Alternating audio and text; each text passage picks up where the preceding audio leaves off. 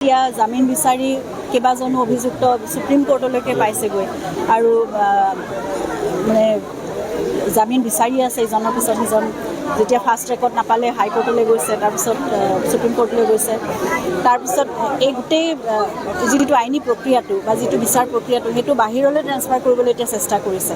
যে তেওঁলোকে জানে অসমত থাকিলে তেওঁলোকৰ ওপৰত প্ৰেছাৰটো বহুত বেছি হৈ থাকে বা অসমৰ মানুহে সেইখিনি সম্পূৰ্ণভাৱে সঠিক দিশত বিচাৰ কাৰ্য এতিয়ালৈকে চলাই নি আছে বা যিখিনি সাক্ষ্যদান কৰিছে তেওঁলোকে নিৰ্ভীকভাৱে তেওঁলোকে কৰি আছে আৰু এইটো চলি গৈ থাকিব সেইকাৰণে বাহিৰলৈ লৈ যাব খুজিছে যাতে অলপ কেনেবাকৈ দুৰ্বল হয় যদি হওক বাহিৰৰ উকিলে সেইখিনি বস্তু ইমান গুৰুত্ব দি নাচাব তেনেকুৱা ধৰণৰ হয়তো মনোভাৱ লৈ পেলাই চেষ্টা কৰিছে কিন্তু মই ভাবোঁ কোনো শক্তিয়ে একো ধৰণেৰে যেতিয়া অসমৰ ৩ কোটি জনতাই প্ৰাৰ্থনা কৰি আছে মন অন্তৰেৰে বিচাৰি আছে আৰু সত্যটো সেই ভগৱানেও মানে ছাপোৰ্ট কৰিব ভগৱানৰ ছাপোৰ্টটো সদায় কাৰ লগত সত্যৰ লগতেই থাকিব শুদ্ধৰ লগতে থাকিব গতিকে সময় হয়তো লাগিব পাৰে কিন্তু সত্যৰে জয় হ'ব আৰু দোষীয়ে উচিত শাস্তি পাব জুবিনৰ দৰে সত্তাক যদি আমি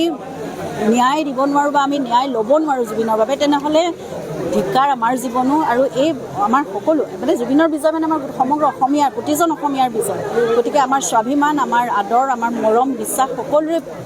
মানে বিজয় হ'ব যদিহে জুবিনে ন্যায় পায় আৰু